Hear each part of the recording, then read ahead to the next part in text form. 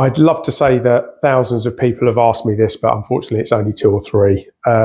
Question is, they understand that ball turf concept, they understand my 101 idea, but how do I do it?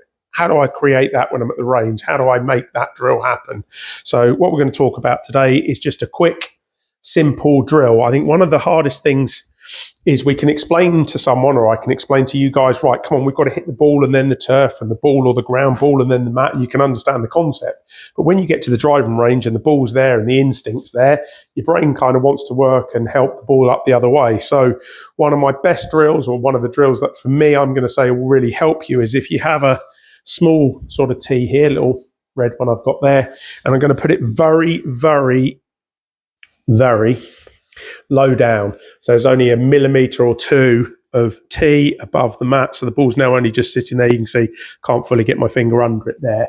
And what we're going to do is we're going to move the ball forward. So this is like a 2-ball drill, really. It's not, because we're going to move one of these balls here. We're going to set up to the back ball. So this is the nice ball. This one's got the little tee under it. You can see here, I'm going to set up normally with my normal ball position for a 7-iron. Should be a ball forward of middle. Set up here, ready to hit the ball. I'm then going to move that ball.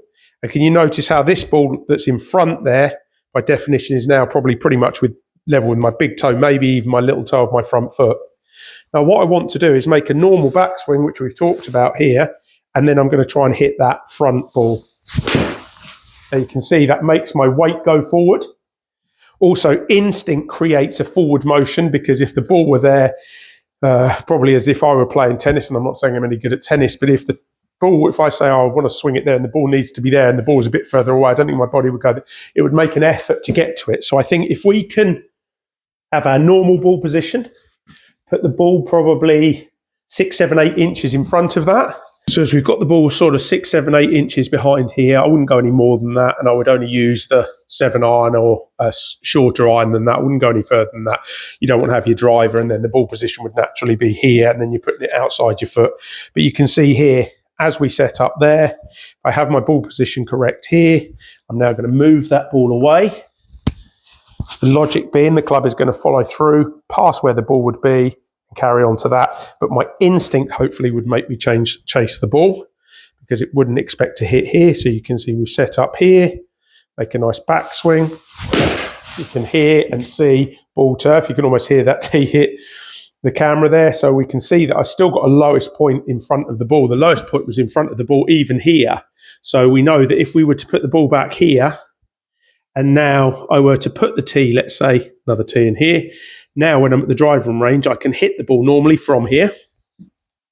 Tee slightly ahead.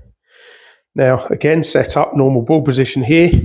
And hopefully my brain will cheat, because if I've done enough ball in front drill, so let's say we do 5 or 10 of those, and then we say, okay, fine, we're going to now put the ball back to the normal ball position, but now I'm going to chase the tee.